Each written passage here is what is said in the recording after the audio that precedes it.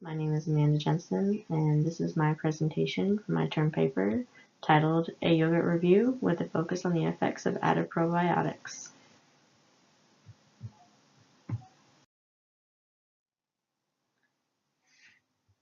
For a little introductory history here, we have fermented milk is one of the oldest fermented foods. You'll likely already know this from the chapter that we read during this course.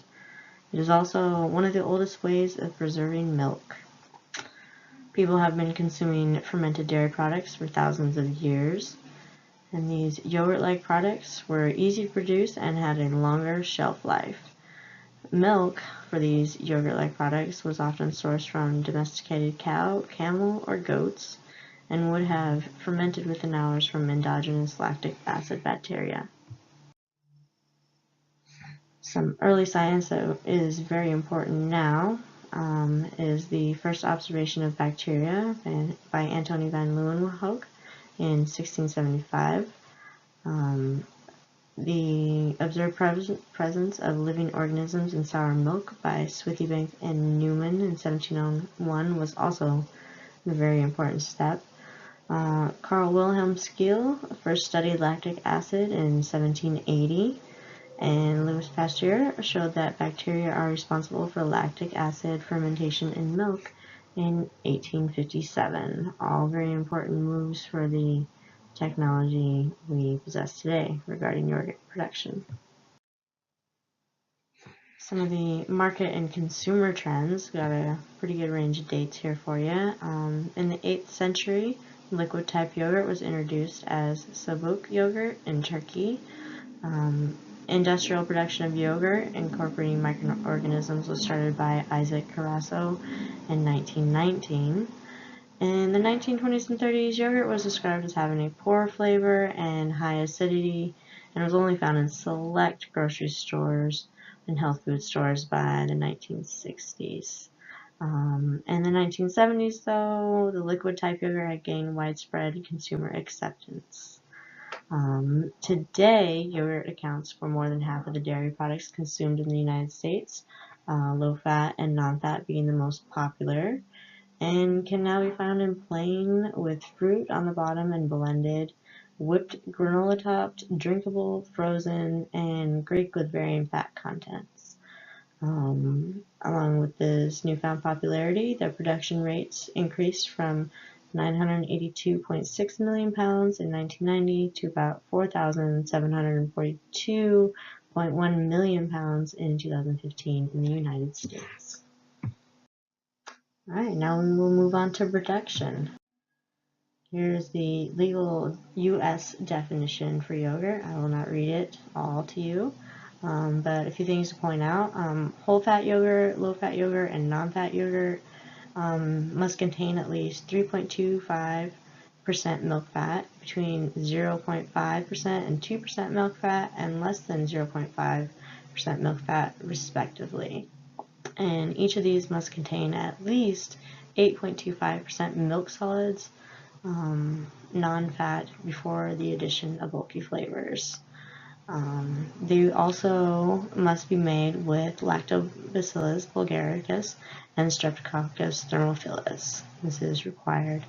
And they must also have a titratable acidity of at least 0.9% expressed as lactic acid.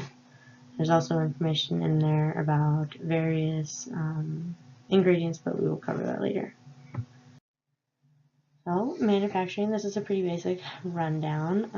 The ingredients are combined and homogenized. It's usually just the dairy ingredients at that point, and homogenized to have even consistency. The yogurt mix is then heat treated at 85 degrees Celsius for 30 minutes, what we also know as pasteurization.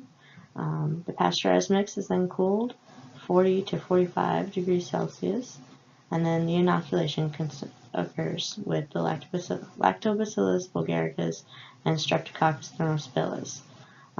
This is where the manufacturing techniques can take a different route depending on the type of yogurt. The cup-style yogurt is typically dispensed into containers post-inoculation and then incubated for 40 to 45 degrees Celsius, and then cooled to 0 to 4 degrees Celsius. The Swiss style is the type that usually has the fruit mixed in. The cup style is the fruit on the bottom. Swiss style is fruit mixed in. Incubate before pre-container at 40 to 45 degrees Celsius, and is then mixed with the additional ingredients, typically flavorings, and dispensed into the containers where it will be sold, and then it is cooled at 0 to 4 degrees Celsius. Here are some basic ingredients for you. The milk stuff's pretty basic, non-fat, low-fat, whole-fat.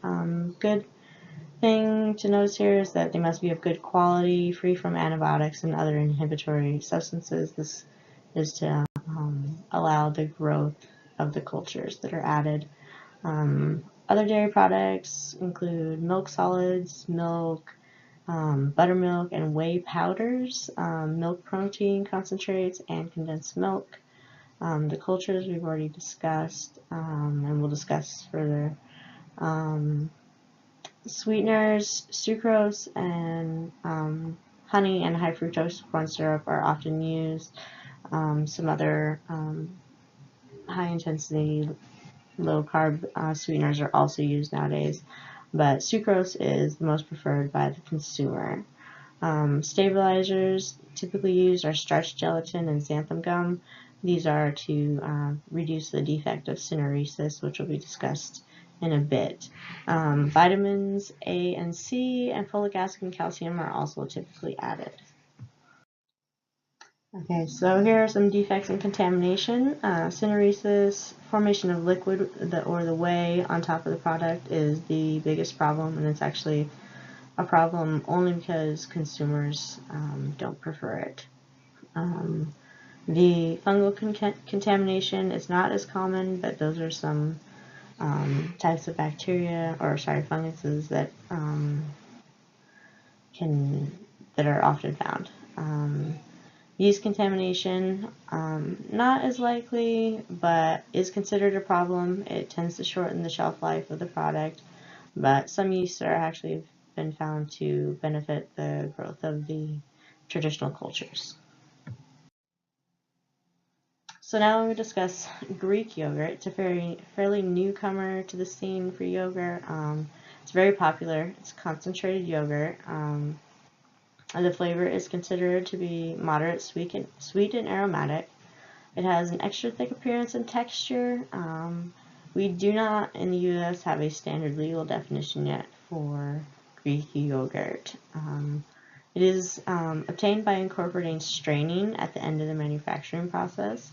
This process, however, tends to result in large amounts of acid whey, which we will discuss. So here's acid whey. It is comprised of lactose, lactic acid, whey proteins, and minerals. 4 pounds of Greek yogurt produces 3 pounds of acid whey. It is not easily disposed of and considered an environmental problem.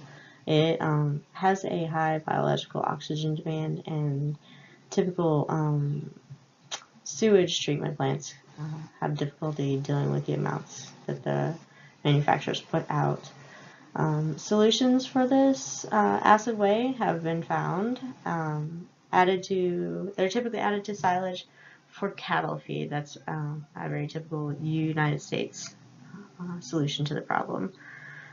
Also, they combine it with manure for fertilizer. A less typical United States solution is whey-based cheeses. They are not as popular in America, nor is the market is not large enough here for that to really be a solution for the problem here, but it is in other countries.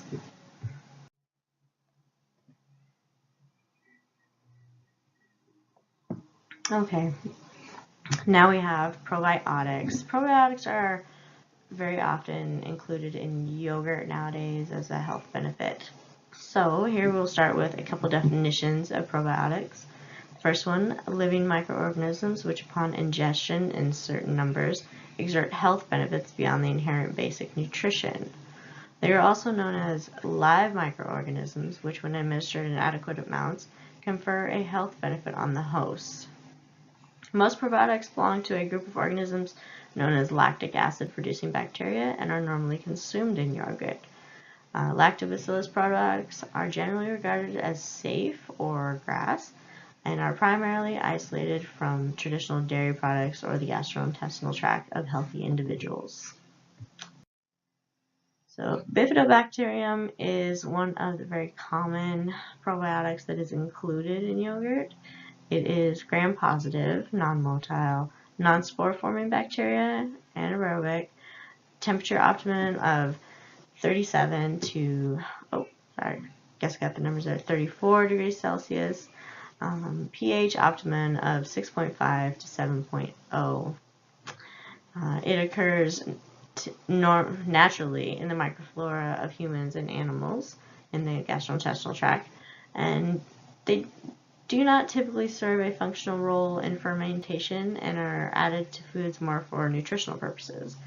It is important to choose a strain of bifidobacterium that is acid resistant, as they do not survive well in fermented milks. This is a picture of bifidobacterium. Lactobacillus acidophilus is also a very common probiotic in yogurt. It is gram-positive and it belongs to the genus Lactobacillus. Optimum growth temperature of around 37 degrees Celsius. Low survival rates during incubation and storage of the yogurt. This is found with some other probiotics used as well. Counts, however, were found to increase with increased inoculation, but excessive inoculation was found to adversely affect yogurt quality. So finding a balance there is important. 80% of yogurt in the United States contains the L. acidophilus, so it's very popular.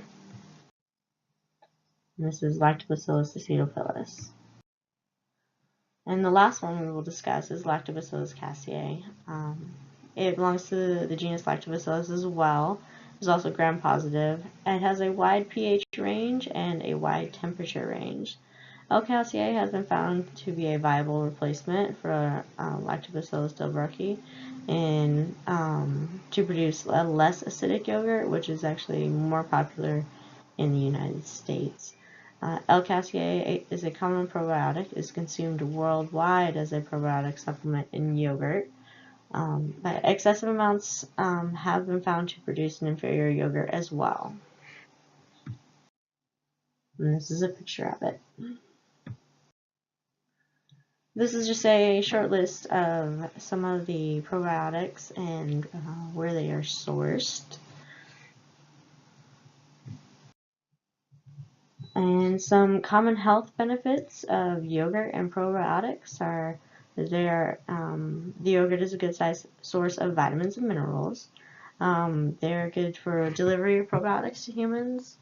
They have influence on the metabolism equilibrium in the indigenous microflora of the GI tract. They help to reduce food intolerances, and they also help to prevent intestinal infections by the production of organic acids and other antibacterial agents and competitive colonization. Reduce side effects of antibiotics when regularly consumed during the course of the antibiotics. They also have been found to decrease Candida colonization and infection in women who consume it on a daily basis. And it improves the digestibility of lactose. And here you can see my references, and that concludes my presentation. Thank you.